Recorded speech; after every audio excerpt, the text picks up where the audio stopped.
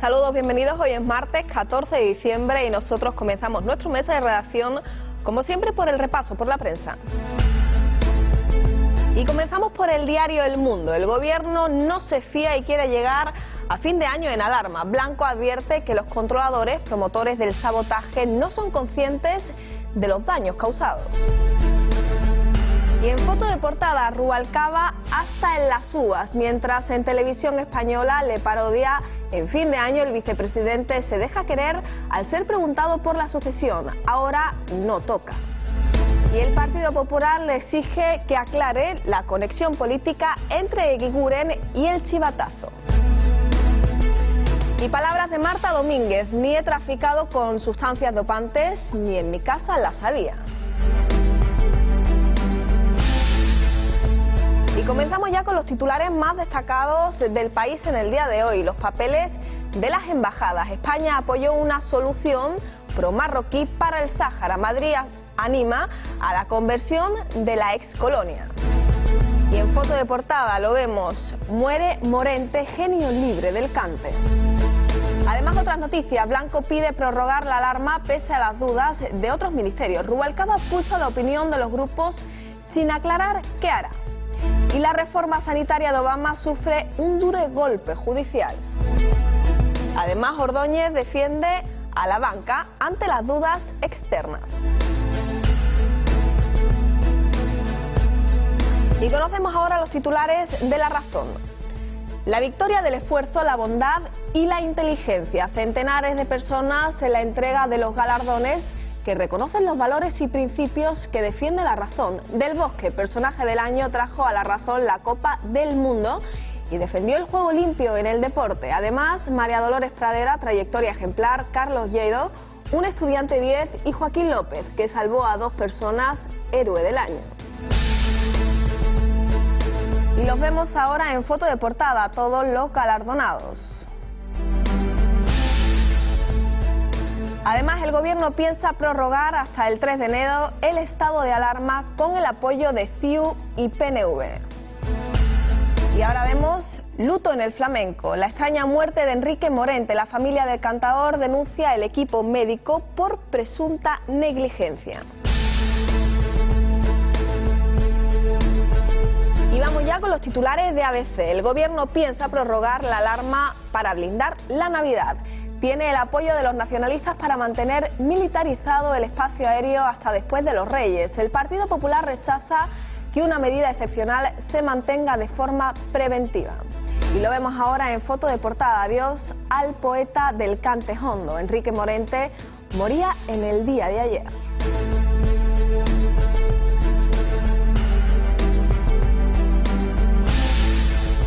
Y el número de abortos cae por primera vez en 10 años, es otra de las noticias. Además, el Banco de España cree que creceremos más que la Unión Europea en 2012. Y otras noticias también tienen la actualidad del día, lo conocemos en titulares. El cantador Enrique Morente ha fallecido en Madrid a los 67 años de edad tras complicaciones surgidas a raíz de una operación de úlcera. La capilla ardiente estará hoy abierta al público. Y Antonio Sanz ha afirmado que su formación pedirá en el Parlamento que abra una investigación para aclarar por qué el reparto de subvenciones a los ayuntamientos no es equitativo y se basan, según Sanz, en el color político. Las 2 menores acusadas por la muerte de Cristina Martín de la Sierra, la menor de Seseña hallada muerta, han reconocido los hechos. La principal acusada deberá cumplir la pena máxima para un menor. Y cae la venta de viviendas en octubre. Según el INE, el dato de ese mes continúa la tendencia bajista de la venta de viviendas que se inició en septiembre y que rompió con 8 meses consecutivos de aumentos.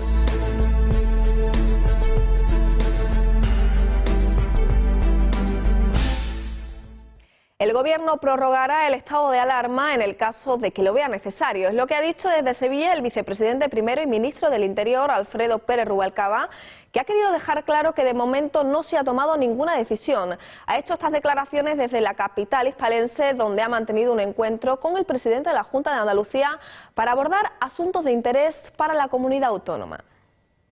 El Gobierno pedirá una prórroga del estado de alarma si fuese necesario para garantizar la movilidad ciudadana. Este ha sido el anuncio del vicepresidente primero del Gobierno y ministro del Interior, Alfredo Pérez Rubalcaba, durante la comparecencia ante los medios de comunicación y junto al presidente de la Junta de Andalucía, José Antonio Griñán, esta mañana en la capital andaluza. El ministro ha querido dejar claro que por el momento no se ha tomado una decisión, pero ha precisado que sin lugar a dudas solicitará dicha prórroga si ello fuera necesario. En este momento todavía no la hemos tomado y lo que sí es verdad es que dijimos desde el primer momento en que el Gobierno adoptó el estado de alarma que valoraríamos si era necesario prolongar ese estado de alarma, en cuyo caso pediríamos la correspondiente autorización al Parlamento. No ha cambiado nada, por tanto la situación sigue siendo la misma. Estamos valorando si es preciso la prórroga. Pero lo que sí tiene que tener por seguro es que si entendemos que es preciso para garantizar la movilidad de los ciudadanos españoles, si entendemos que es preciso garantizarla, no le quepa duda que vamos a pedir la prórroga en el Parlamento, pero eso tendremos que decidirlo mañana o pasado mañana. Las declaraciones han tenido lugar durante la rueda de prensa ofrecida tras la reunión que han mantenido ambos dirigentes, en la que han tratado diferentes asuntos de interés para la comunidad autónoma.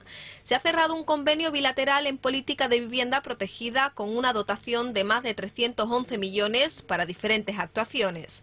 También ha quedado prácticamente culminado el traspaso de funciones y servicios en materia de ordenación y gestión litoral, de forma que la competencia de los chiringuitos de verano pasan a ser competencia de la Junta. Creo que la reunión es positiva, que se concreta en más seguridad jurídica para los empresarios hoteleros de playa, más viviendas de alquiler para jóvenes, más viviendas de protección, unas infraestructuras ferroviarias más modernas y quizá una mejor coordinación también en materia de seguridad ciudadana. El ministro ha señalado la situación de crisis económica cuando los periodistas le han preguntado acerca de los últimos sondeos que reflejan el deterioro de su gobierno entre el electorado andaluz. Me preocupa lo que está debajo de los sondeos, porque los sondeos lo que están reflejando es una preocupación de los ciudadanos españoles y de los andaluces en particular por la crisis económica. Eso es lo que me preocupa, es decir, que creo que los sondeos reflejan eso, que la gente tiene una inquietud. Hay gente que ha perdido el empleo y hay gente que tiene miedo de perderlo. Y hay gente que lo tiene fijo, pero tiene temor de que sus hijos no lo encuentren. Ese estado de ese pesimismo que hay en España en relación con la crisis, que desgraciadamente compartimos con muchos otros países del mundo, pero eso no es un consuelo, eso sí que me preocupa. Por tanto, me preocupa la crisis y me preocupa la salida de la crisis y me preocupa la creación de empleo. Tras la comparecencia, el vicepresidente primero del Gobierno ha inaugurado junto a Griñán la nueva comisaría de la Policía Nacional de la Macarena. Por la tarde y junto al consejero de Gobernación y Justicia, Luis Pizarro, los dirigentes se han reunido con los alcaldes de las localidades andaluzas más afectadas por las inundaciones en los últimos días. Y el secretario general del Partido Popular Andaluz, Antonio Sanz, se ha mostrado convencido de que el presidente de la Junta de Andalucía, José Antonio Griñán, le ha mostrado al vicepresidente primero del Gobierno y ministro del Interior, Alfredo Pérez Rubalcaba, la sumisión y el entreguismo que mantiene con el Gobierno de la Nación. Sanz ha considerado que esta actitud ha impedido al líder del Ejecutivo andaluz defender los intereses de la comunidad autónoma andaluza. También le ha acusado de tener un silencio cómplice frente a los ataques del presidente del Gobierno, José Luis Rodríguez Zapatero, a Andalucía. Sobre el vicepresidente primero del Gobierno, número 2 del Partido Popular Andaluz, ha dicho que es demasiado conocido en esta tierra a la que nunca ha beneficiado. Y más cosas abordadas por el secretario general del Partido Popular Andaluz. Antonio Sanz ha dicho que su formación pedirá en el Parlamento que abra una investigación para aclarar por qué el reparto de subvenciones a los ayuntamientos no es equitativo y se basan, según Sanz, en el color político. El secretario general del Partido Popular Andaluz, Antonio Sanz, ha anunciado que su formación va a pedir en el Parlamento que se abra una investigación y que se depuren responsabilidades políticas por el reparto, según afirman, sectario y electoralista de las subvenciones a los ayuntamientos por parte de la Junta de Andalucía. Sanz ha explicado que se realiza en función del color político de las corporaciones locales. Además, ha asegurado que se está produciendo una discriminación inaceptable y antidemocrática en relación a los consistorios gobernados por el Partido Popular a la hora de repartir dichas subvenciones. Denunciar lo que nosotros entendemos es una actitud partidista, sectaria y, les decía, discriminatoria En cuanto a una equivocación del Partido Socialista, el Partido Socialista se equivoca creyendo que va en contra de los ayuntamientos del PP, va en contra de los ciudadanos. Y en ese sentido el Partido Popular le exige al Partido Socialista que ponga fin a esta discriminación inaceptable. El número 2 de los populares se ha referido a los datos del año 2008 y 2009. Según ha precisado, los ayuntamientos del PSOE recibieron en 2008 el 51% del total de estas subvenciones, es decir, un total de 299 millones de euros cuando debería haber recibido 215. Por otra parte, los consistorios del Partido Popular recibieron el 34% de las subvenciones, un total de 57 millones, cuando tendría que haber recibido 130 millones de euros. Así se ha producido una desviación a favor del PSOE de más del 38% frente a una desviación negativa del Partido Popular de más del 55%. Que nosotros entendemos es un intento de utilizar los fondos públicos, el dinero de todos los andaluces, para un beneficio electoral del PSOE, castigando a ayuntamientos gobernados por el PP y beneficiando de manera clara, y nosotros entendemos que además con dudas de legalidad en relación a los ayuntamientos del PSOE y el PP. Ante ello, el dirigente ha pedido al Partido Socialista y a la Junta de Andalucía que pongan fin a esa situación y que dejen de castigar a los ayuntamientos del Partido Popular. Finalmente ha indicado que estos datos tiran por tierra los compromisos del presidente de la Junta, que durante su discurso de investidura se comprometió a que debería haber transparencia y objetividad en el reparto de las subvenciones por parte de su gobierno a las corporaciones locales.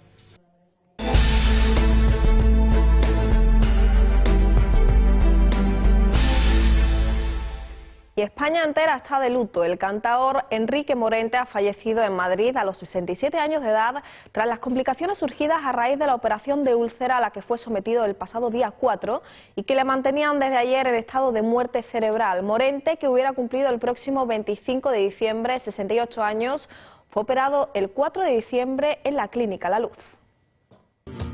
Los aficionados al flamenco y los amantes del arte y la música están hoy de luto, y no es para menos. Esta voz, la de uno de los más grandes, se ha apagado en un hospital madrileño.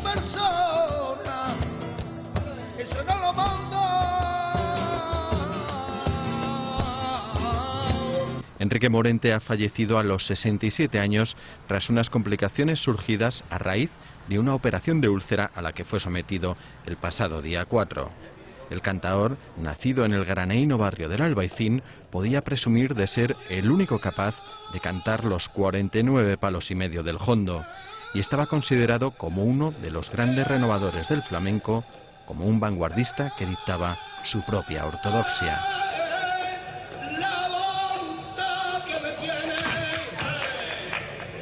Y su talento fue reconocido con multitud de galardones, como la Medalla de Oro a las Bellas Artes, o como en 1994, cuando se convirtió en el primer cantaor en conseguir el Premio Nacional de la Música. Morente estaba casado con la bailaora Aurora Carbonell y era padre de 3 hijas, entre ellas la cantante Estrella Morente. Y artistas flamencos del Albaicín, el barrio de Enrique Morente, sienten la muerte del cantaor como la pérdida de un gran maestro al que consideran la pureza del cante. Sus compañeros de profesión han reconocido su gran trayectoria y la capilla ardiente permanecerá abierta al público a partir de las 3 del mediodía. Artistas flamencos del Albaicín, el barrio granadino de Enrique Morente, sienten la muerte del cantaor como la pérdida de un maestro al que consideran la pureza del cante pese a su carácter innovador. Desde su casa del Albaicín, el cantaor Jaime Heredia no se hace a la idea de la muerte del que ha sido uno de sus compañeros y amigos. Una pena lo que se ha ido, no ha dejado un vacío muy gordo, muy grande, tío. Se ha ido un pilar muy fuerte. Concepción Maya, dueña de la cueva Los Tarantos, en el Sacromonte, siente la pérdida del artista granadino que se ha ido, dice, muy pronto. Una pena, esa es una pena de verdad, que era muy joven y el hombre valía mucho. Ese hombre valía mucho, porque tan pronto se haya ido. Emocionados, los vecinos del Albaicín reconocen su carácter humilde, como nos cuenta Miguel Heredia, aficionado al flamenco. Ha corrido el mundo y en todos los sitios lo quieren, pero de verdad, porque es una bellísima persona. muy humilde, muy no nada de aquello de subirse a la cabeza al capital. Junto a la que fue su casa, en el mirador de San Nicolás del Albaicín, unas velas alrededor de la cruz de piedra que preside la plaza recordaban esta noche al cantaor, mientras algunos vecinos del barrio daban toques de guitarra.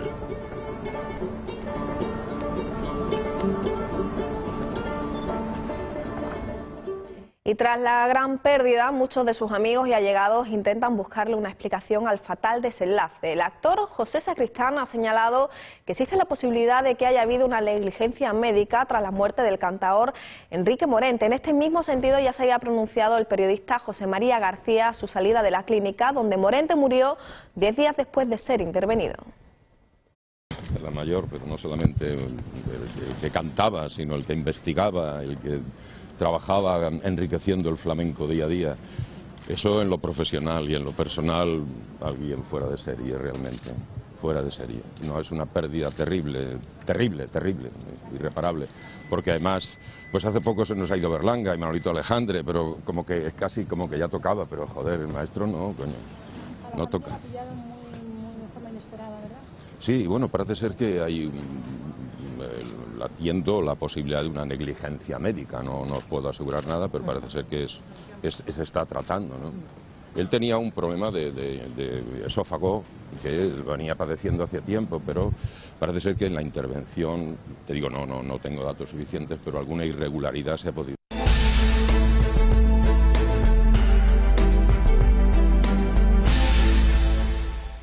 Y las dos menores acusadas por la muerte de Cristina Martín de la Sierra, la menor de Seseña hallada muerta, han reconocido los hechos. La principal acusada deberá cumplir la pena máxima establecida en la ley del menor.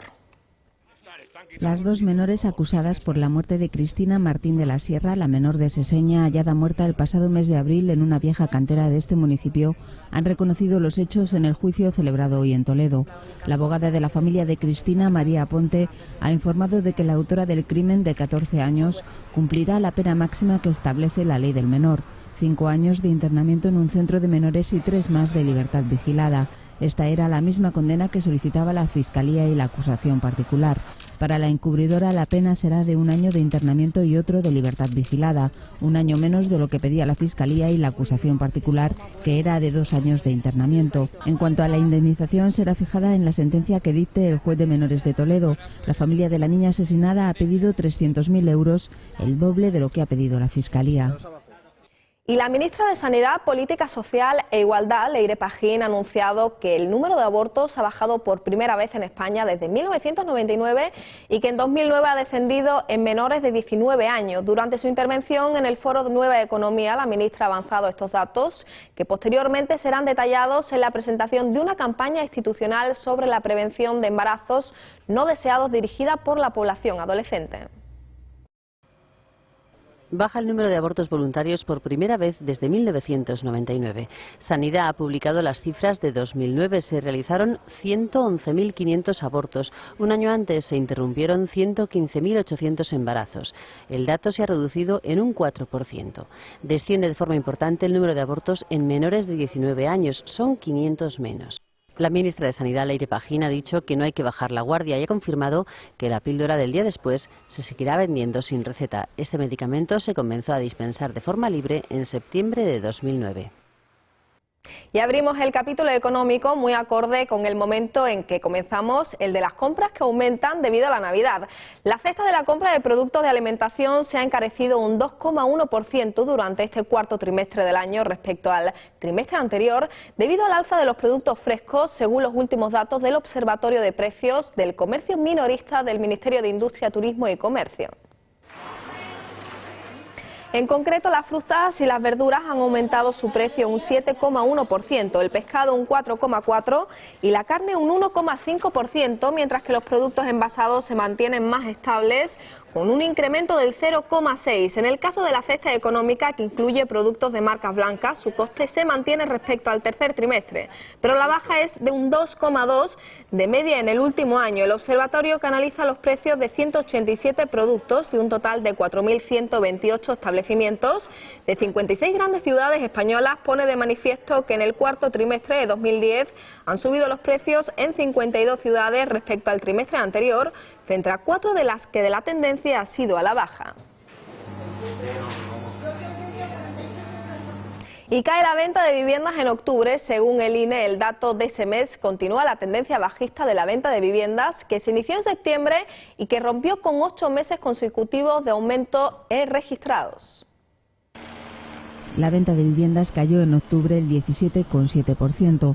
En total se vendieron 27.198 inmuebles, la cifra más baja desde enero de 2007, fecha en la que el Instituto Nacional de Estadística comenzó a publicar los datos de transmisiones de derechos de la propiedad. El dato de octubre continúa la tendencia bajista de la venta de casas que se inició en septiembre y que rompió con 8 meses consecutivos de aumentos. Por comunidades autónomas, las que registraron mayor número de transacciones fueron la Comunidad Valenciana y La Rioja, ambas con 93 operaciones de media. Por otro lado, entre julio y septiembre la venta de viviendas bajó un 26,3%. En este periodo se registraron un total de 79.233 operaciones, la cifra más baja desde 2004, fecha en la que comenzó a elaborarse la estadística de transacciones inmobiliarias que publica el Ministerio de Fomento. El dato del tercer trimestre se debió a la caída del 55,6% en las transacciones de viviendas nuevas, algo más de 24.000. Por el contrario, se vendieron casi 55.000 pisos usados, lo que supone el 4% más. No obstante, las ventas acumuladas en los 9 primeros meses del año se incrementaron un 2,9% en tasa interanual, hasta las 471.000 transacciones.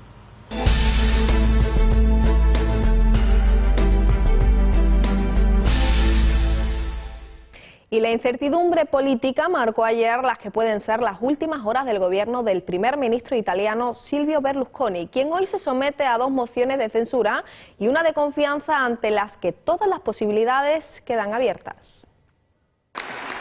Momentos clave para el Ejecutivo italiano. El primer ministro Silvio Berlusconi ha intentado este lunes ganarse al Parlamento, donde se ha iniciado el debate sobre la suerte de su gobierno. El Cavaliere ha pedido la confianza para su ejecutivo y ha propuesto un pacto a los centristas y a todos los moderados.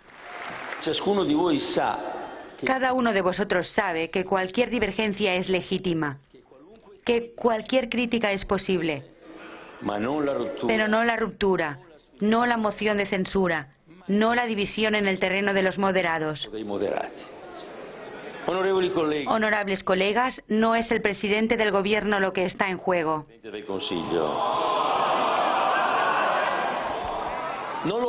No lo es.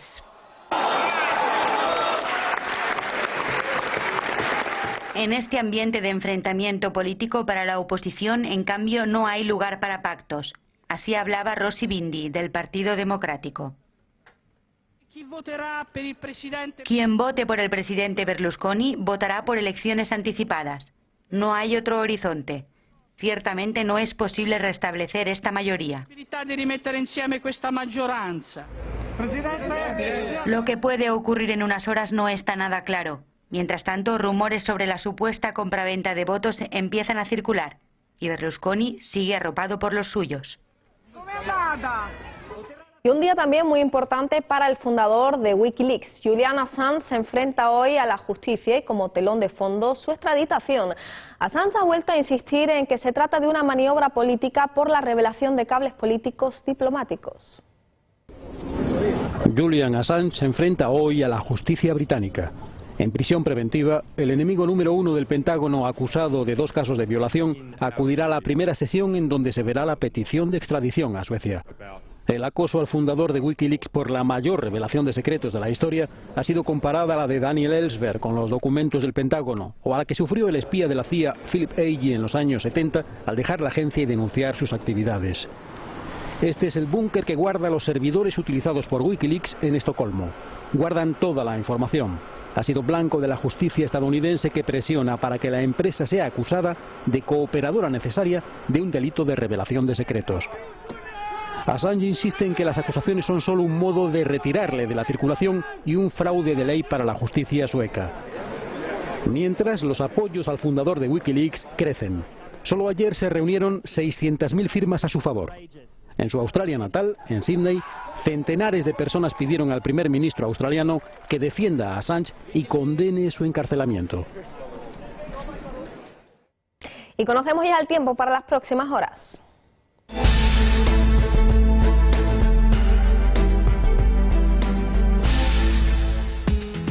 Las altas presiones atlánticas van a continuar protagonizando los movimientos atmosféricos en esta semana. Por tanto, la estabilidad va a ser la nota predominante. La novedad más importante viene marcada por el acusado descenso térmico que notaremos a partir de mañana en toda la península.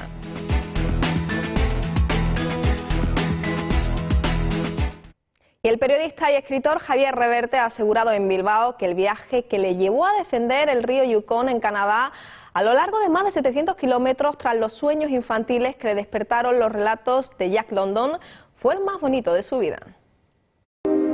Preparados para el frío y cargados de víveres para sobrevivir, así realizaron su viaje los aventureros guiados por la fiebre del oro de finales del siglo XIX. La misma experiencia quiso vivir el periodista y escritor Javier Reverte cuando descendió el río Yukon de Canadá a lo largo de más de 700 kilómetros. Y desde allí, desde Whitehorse, una ciudad que hoy tendrá 12.000 habitantes, bajar por el río remando hasta Dawson City. Una experiencia, yo creo que para mí ha sido el viaje más importante en mi vida. El autor, que ya plasmó su viaje en el libro El río de la luz, ha inaugurado hoy en la Semana de la Montaña de Bilbao una exposición sobre la fiebre del oro compuesta por fotografías de Antón Bogui. Reverte rememoró la apasionante historia de estos buscadores de fortuna. Los primeros mineros que llegaron a los puertos de San Francisco de Seattle traían 2 toneladas de oro. Que se dice pronto, ¿no? Un periódico exagerando dijo 1 tonelada, no, eran 2 toneladas de oro. La gente bajaba con abrigos, se los abría y tenían montones de bolsas de oro. Tuvieron que ir escoltados por la policía bajando de los barcos hasta los bancos porque claro, los podían haber asaltado y llevarse el oro.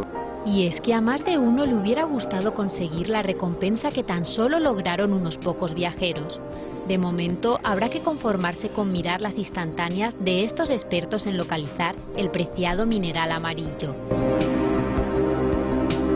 Y un sueño inolvidable que podemos disfrutar también todos nosotros. Nosotros además nos despedimos hasta mañana. Recuerden que podrán seguir informados en nuestras siguientes ediciones. Disfruten el día.